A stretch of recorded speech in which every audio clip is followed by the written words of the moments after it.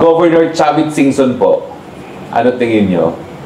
Will you include him in a Senate slate? And ano ba tingin nyo? Papayag ba siya na sumali sa PDP? Anong assessment nyo po? Ano bang relasyon niya ngayon sa presidente?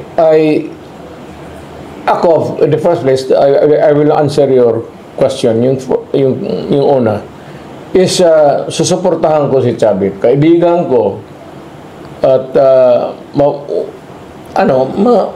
seasoned politician yan. Correct. Kung sabihin mo sa day-to-day buhay ng Pilipino, nasa kamay niya, sa katagal niya sa politik, alam niya ang problema ng Pilipino.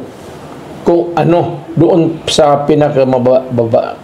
Yan ang importante dyan, yung alam mo ang problema eh.